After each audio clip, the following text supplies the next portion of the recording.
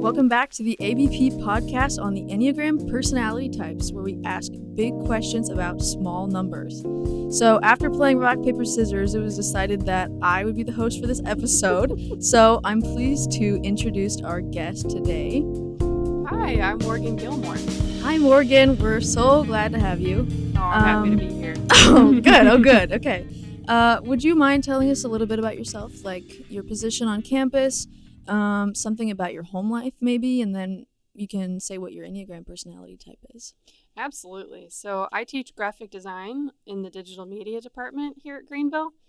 And a bit about my home life. Let's see, I grew up in rural Iowa, but kind of sporadically all over the place. A little bit in Georgia, a little bit in Michigan. So I think that definitely plays a role in my personality, which I'm sure we'll get into here shortly. Awesome. That's really cool. So before we begin, for anybody that's not familiar with the Enneagram system, the type 7, they're known as the Enthusiast. So typically they're extroverted, they're optimistic, they're versatile, and they're practical. And their core desires are to be content and to enjoy everything that life has to offer without being bored. Or so our research says. So, Morgan, would you say this does or does not describe you?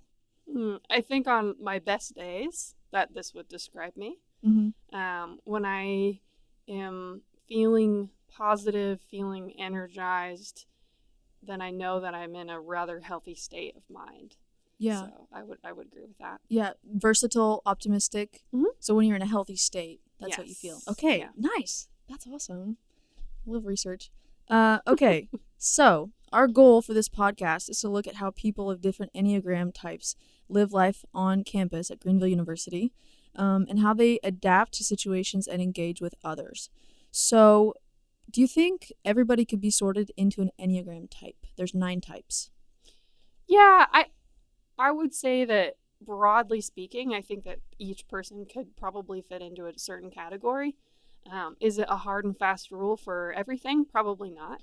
But I do think that having that kind of self-awareness of how you fall in your most healthiest state versus maybe not, I think that it can create really great conversation and a little bit of introspection that might be really valuable for people if they took it.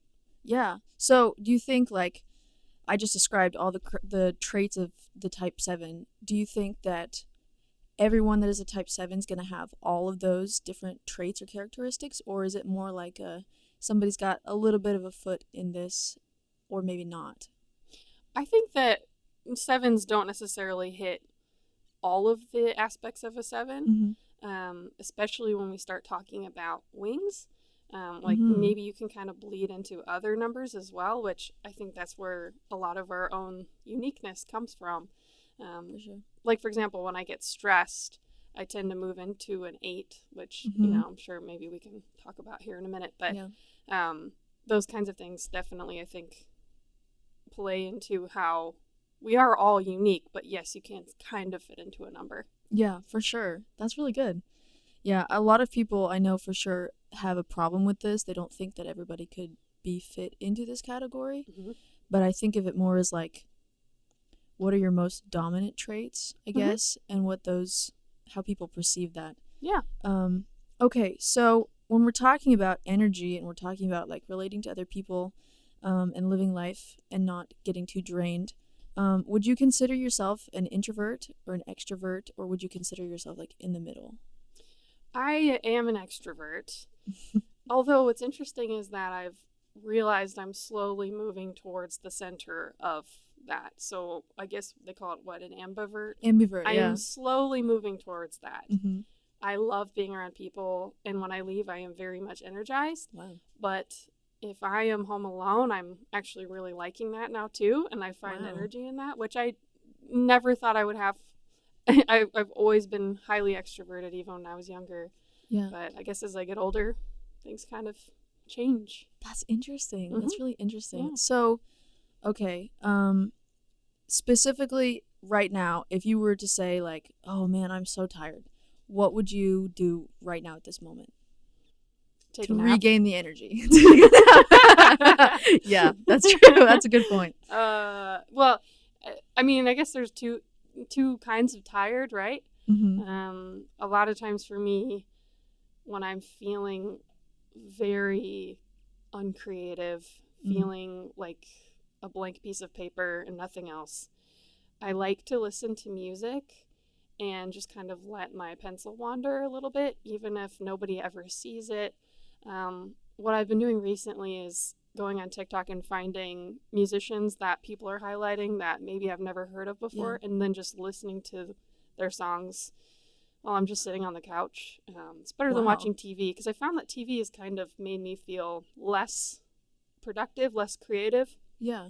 And I leave feeling like I wasted time versus just listening to music kind of re-energizes me in a bit of a way. Yeah. So that doesn't distract you, like having that music that you haven't heard in the background, it doesn't distract you or anything? Or do you find yourself like focusing on the words and stuff? Or is it just kind of to set the mood more?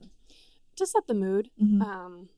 I find that listening to music that I've never listened to before gives me this emotion or like feeling of whatever that musician may be trying to portray, like nostalgia or positivity or those kinds of things. I tend to emulate that a little bit while I'm sitting there listening to the music.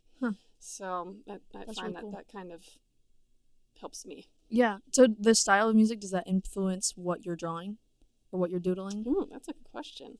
I've not thought about that. Possibly.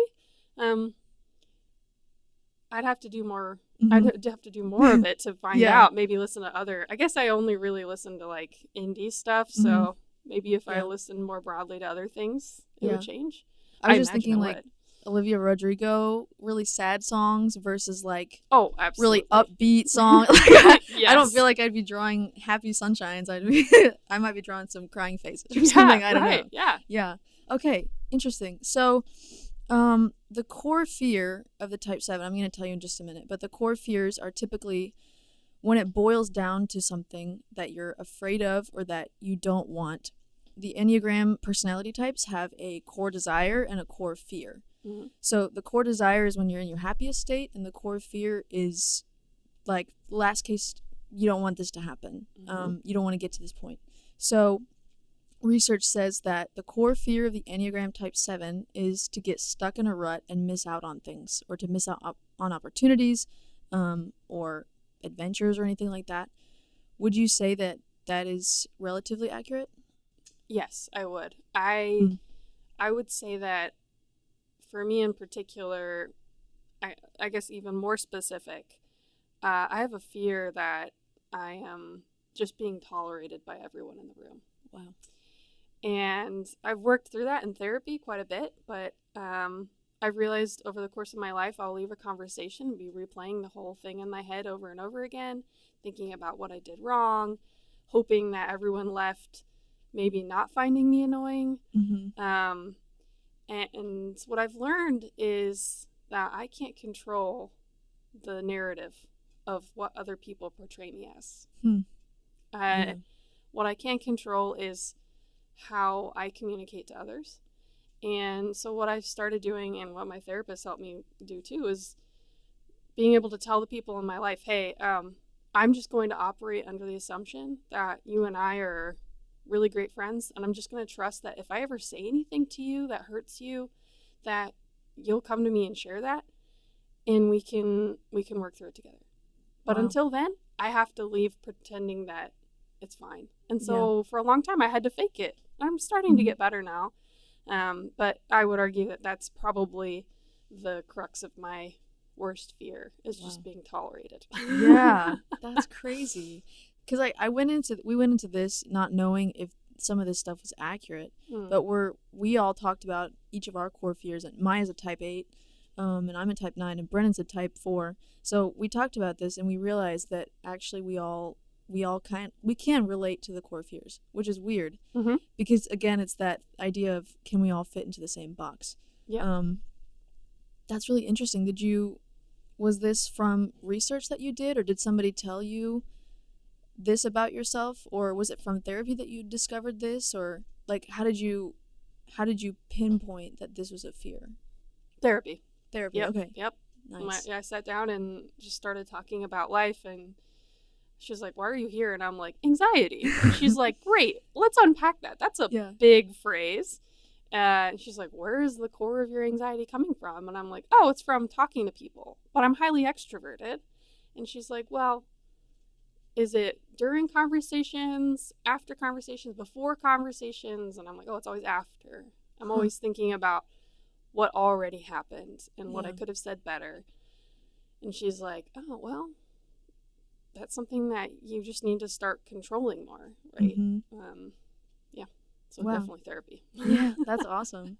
Man, so that actually kind of ties into our next question and our last question, which is about boundaries.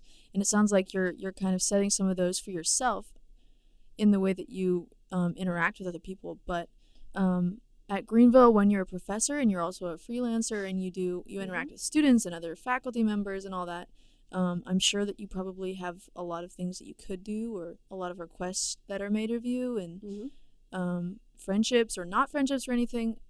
So when it comes to setting boundaries, are those easy for you to set? And do you feel comfortable with setting them with different people or in different situations? And maybe give us a glimpse of like what that looks like a little bit. That's great. Boundaries have been a huge theme, especially working here, because my husband is also my coworker. So we work together all day, and then we come home and we live together. And a lot of times those things get really muddy very quickly. We could be cooking dinner and we're talking about work, and it loses its lure to be able to talk to your spouse about work at the end of the day, to kind of like decompress when it's your coworker. And so we have definitely had to build some boundaries in our life. And so if it's 8 p.m. and I remember something, I just send him an email, because the next day he'll look at it. He could be sitting right next to me in the room, but it's not worth it to open up a conversation when we're trying to decompress from the day. So boundaries there have always been pretty difficult to try to set, and we're getting better at it, but that's always something that you just kind of have to be aware of. And then in terms of like other parts of my life, I've had to learn to say no to a few things. It's never easy. I don't think there will ever be a point where I'll feel really comfortable saying no. But I think that has more to do with my personality than anything, because I know there's some people that are totally fine being like, no, I don't want to do that. And I think that stems from my own personal strengths of wanting to make sure everyone feels comfortable and included. And the word no is a very aggressive word, right? That's true. Trying to not just think about how somebody else is going to feel if I say no, but thinking about what that adds to my life or augments if I say no. Like right now I'm in grad school, and I can't always spend my time just freelancing when I have big projects coming up. So how do I balance those? Well, sometimes no doesn't necessarily have to mean a clean, like I'm never going to do it.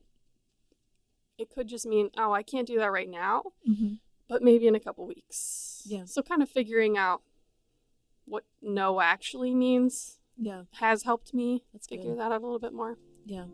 Dang, that was really good. Nice. Boundaries are not an easy thing. No. I wasn't even aware of them until my junior year of high school. I didn't know what they were. So I'm really glad that the people that we look up to on this campus know what boundaries are, because I think it's definitely setting good examples for students. So, Morgan, thank you so much for being here. We're very happy to have you. Thank you for having me. Yeah. So keep an eye out for another episode. It's going to be posted on the Papyrus, and we are so excited for some more interesting conversations. We will see you next time. Thank you. Bye!